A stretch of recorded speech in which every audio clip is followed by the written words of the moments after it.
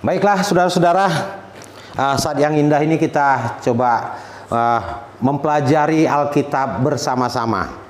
Kita belajar Alkitab, ya, mengerti Alkitab dengan mata baru. Apa ini? Ya mungkin ini suatu yang bagi beberapa gereja masih suatu yang aneh begitu. Tapi kita akan coba memahami Alkitab dengan mata baru. Nah, sebelum kita meneruskan apa yang akan kita bahas bersama, kita bersatu dalam doa. Mari kita bersatu dalam doa. Kami mengucap syukur Tuhan buat setiap kebaikan dan kemurahan Tuhan yang masih boleh kami nikmati dan kami alami di sepanjang kehidupan kami. Sungguh Tuhan, ini adalah waktu yang terbaik yang Tuhan berikan kepada kami. Kami boleh berkumpul di tempat ini Tuhan. Sebentar Tuhan, kami akan membacakan isi dari firman Tuhan. Biarlah kiranya Bapa, setiap apapun yang boleh kami bacakan boleh menjadi sesuatu kekuatan bagi kami untuk boleh menjalani setiap hari kami Tuhan Yesus yang baik. Terima kasih Bapa, terima kasih Yesus, dan Yesus kami berdoa mengucap syukur kepadamu. Kami siap untuk membaca kebenaran firman-Mu. Amin. Baiklah, nah tadi sebagaimana saya katakan kita akan membaca mengerti Alkitab dengan mata baru.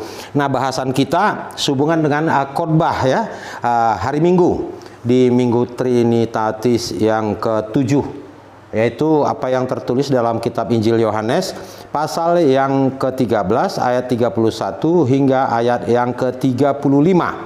Nah, namun sebelum kita membacakan ini, kita lebih dahulu perlu memahami apa itu membaca Alkitab dengan mata baru.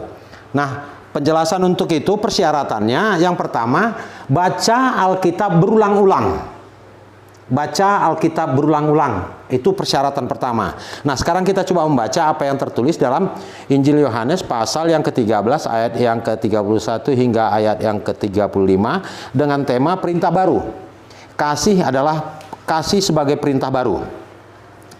Ayat 31 saya bacakan dan seterusnya. Sesudah Yudas pergi, berkatalah Yesus, sekarang anak manusia dipermuliakan dan Allah dipermuliakan di dalam dia.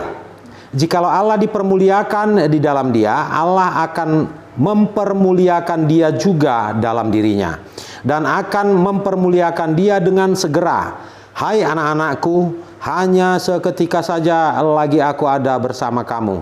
Kamu akan mencari aku, dan seperti yang telah kukatakan kepada orang-orang Yahudi, ke tempat aku pergi tidak mungkin kamu datang. Demikian pula aku mengatakannya sekarang juga kepada kamu.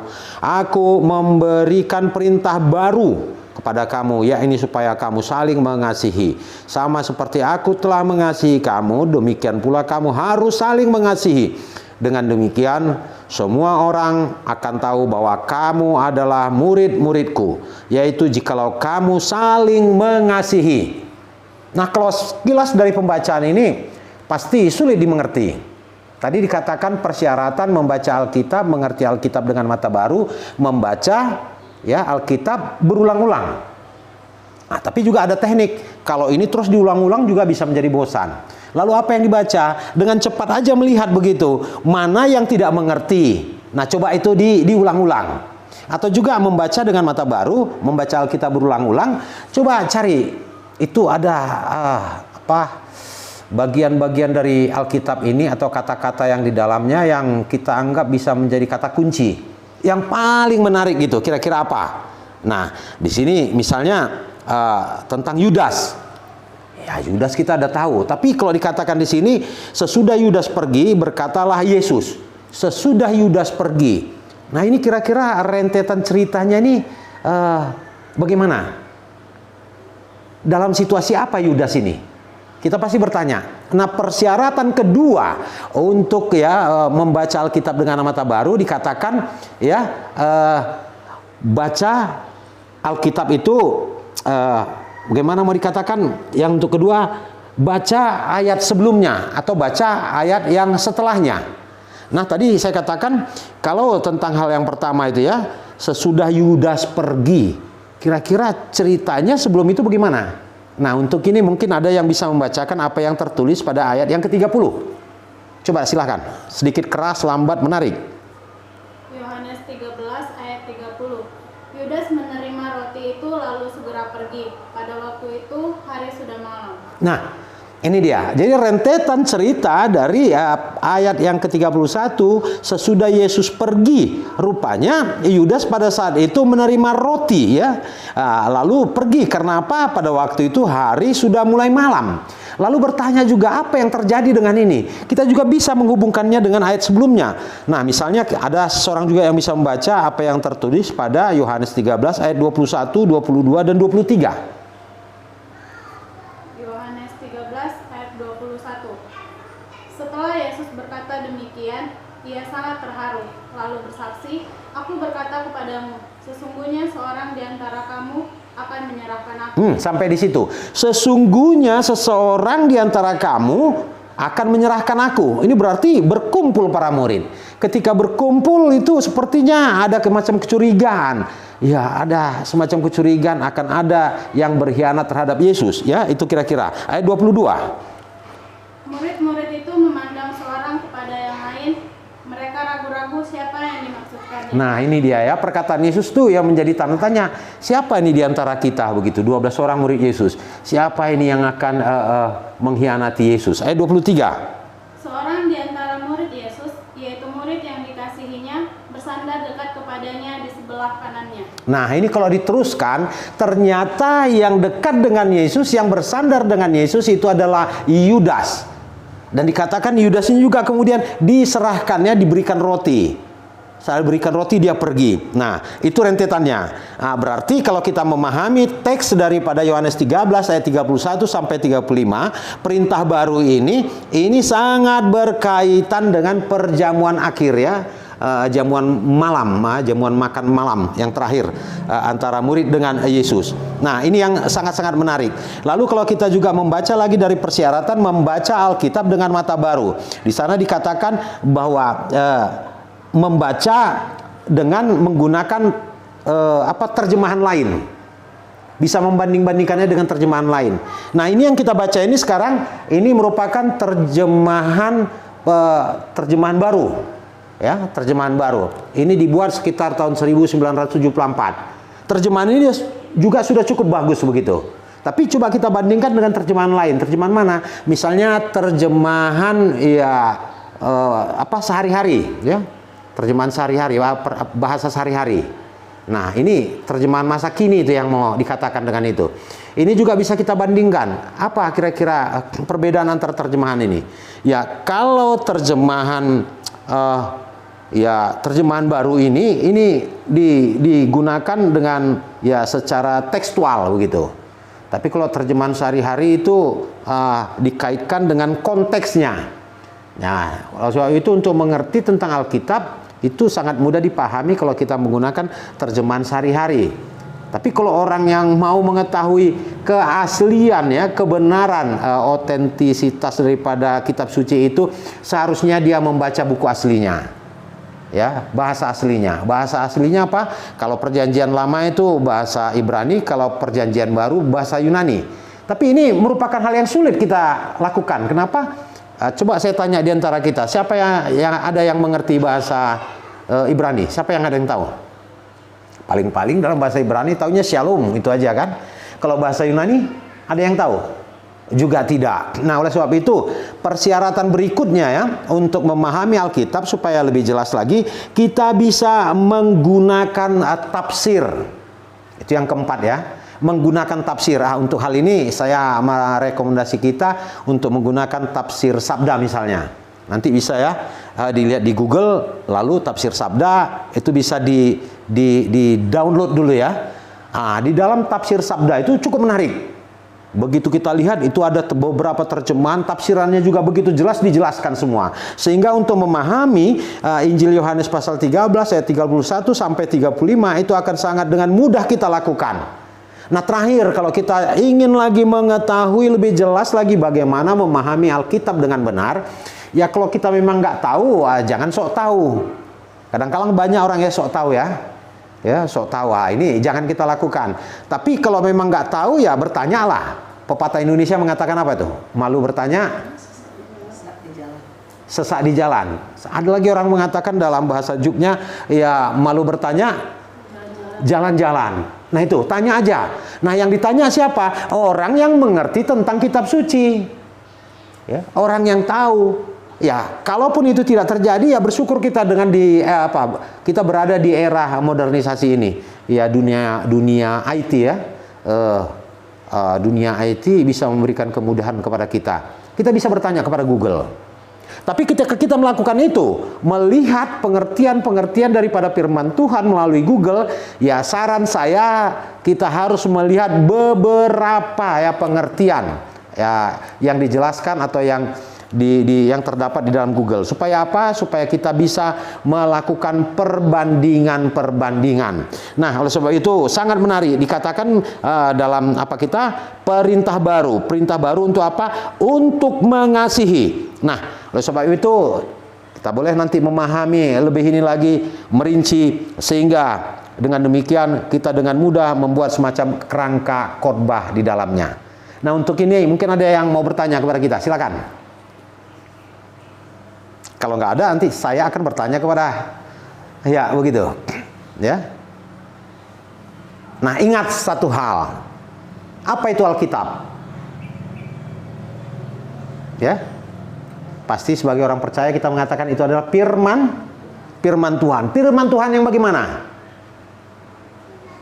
Nah, untuk ini ada yang bisa membantu kita membaca apa yang tertulis dalam 2 Timotius kalau tidak salah itu ya. 2 Timotius 3 ayat 16. Bisa membacakan lebih ini? 2 Timotius 3 ayat 16, demikian firman Tuhan. Segala tulisan yang diilhamkan Allah memang bermanfaat untuk mengajar, untuk menyatakan kesalahan, untuk memperbaiki kelakuan, dan untuk mendidik orang dalam kebenaran. Ada berapa hal kira-kira dari situ dapat dilihat? Ya? Untuk apa aja? Untuk mengajar, menyatakan kesalahan, memperbaiki kelakuan, dan mendidik dalam kebenaran. Ini dia kekayaan daripada firman ini. Ya, ini bisa melakukan apa saja untuk kebaikan, Nah, oleh sebab itu kalau di dalam tema dikatakan ya perintah baru mengasihi ya. Perintah baru untuk mengasihi. Ini dengan mudah nanti kita pahami. Kalau ada perintah baru berarti ada perintah yang lama. Perintah yang baru itu apa? Untuk saling mengasihi. Ya sebenarnya Yesus sudah ajarkan juga apa yang tertulis dalam Matius 22 ayat 37 sampai 40. Ada yang bisa membacakan itu silakan. Matius 22 ayat 37 hingga 40. Ya.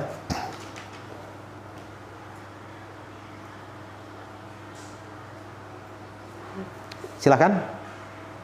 Matius 22, 37 sampai 40. Demikian firman Tuhan. Jawab Yesus kepadanya, kasihilah Tuhan Allahmu dengan segenap hatimu, dan dengan segenap jiwamu, dan dengan segenap akal budimu. Itulah hukum yang terutama dan yang pertama. Dan hukum yang kedua yang sama dengan itu ialah, kasihilah sesamamu manusia seperti dirimu sendiri. Pada kedua hukum inilah tergantung seluruh hukum Taurat dan kitab para nabi. Nah, ini dia. Dari sini kita langsung bisa tangkap itu. Bahwa perintah baru itu mengasihi Tuhan Allah dan mengasihi sama manusia. Kalau begitu tadi ada perintah yang lama. Perintah yang lama yang mana? Itu Taurat gitu ya. Apakah Taurat akan ditiadakan dengan munculnya yang baru? Tidak. Taurat akan tetap digunakan. Ya, akan tetap digunakan. Namun Yesus ya memberikan perintah baru untuk melengkapi ya kebutuhan daripada para murid.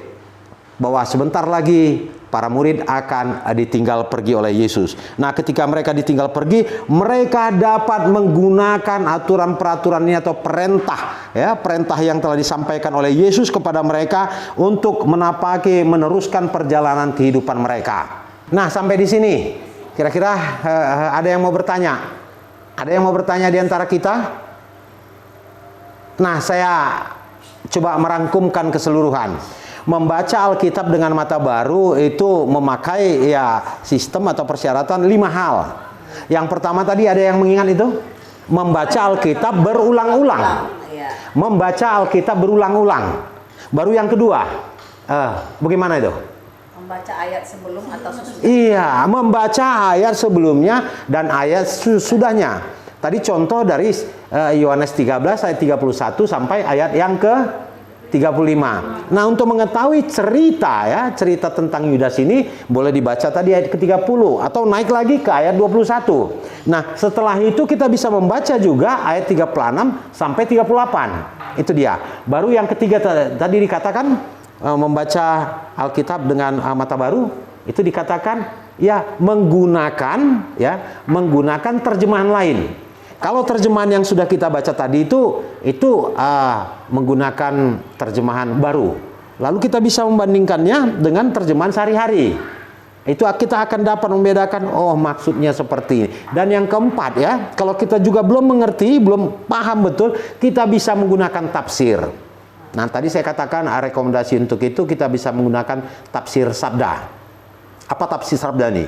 Ya kita lihat aja di Google, lihat sabda, lalu coba di-download. Nah, dari sini kita bisa mengetahui lebih jelas lagi. Banyak hal yang bisa kita dapatkan di sana. Tentang terjemahan King James Version ya. KJV juga ada di sana, terjemahan ini, itu, dan sebagainya. Lalu tafsirnya juga, ayat per ayat. Lalu secara konteks juga akan dijelaskan di sana. Ya. Tapi rekomendasi saya, kalau kita menggunakan kepintaran Google dalam hal ini, kita jangan mencari satu bagian aja. Tapi cari, di sana ada banyak kayak pengertian-pengertian. Ya, ada banyak yang coba memberikan penjelasan-penjelasan sebagai bahan perbandingan. Lalu kita coba memikirkan mana yang lebih dekat dengan pengertian yang sungguhnya, itulah yang harus kita gunakan. Ya. Dan yang kelima, kalau toh juga kita tidak mengetahui hal itu, sebaiknya lah bertanya. Ya. Sebab kata pepatah, malu bertanya, sesak di jalan. Atau malu bertanya, jalan-jalan. Nah, seperti itu. Satu hal lagi ya, terakhir dari semuanya ini, bahwa untuk memahami pengertian makna yang terdalam dari Alkitab, yang paling baik sebenarnya belajar mengetahui membacanya dari bahasa aslinya. Kalau Perjanjian Lama itu ditulis dalam bahasa Ibrani. Kalau Perjanjian Baru itu ditulis dalam bahasa Yunani. Tapi kesulitan kita untuk memahami itu. Nggak semua orang bisa tahu tentang bahasa ini. Ya kalaupun tidak tahu, ya itulah dari kelima tadi kita bisa menggunakannya sehingga kita bisa memahami Alkitab dengan benar.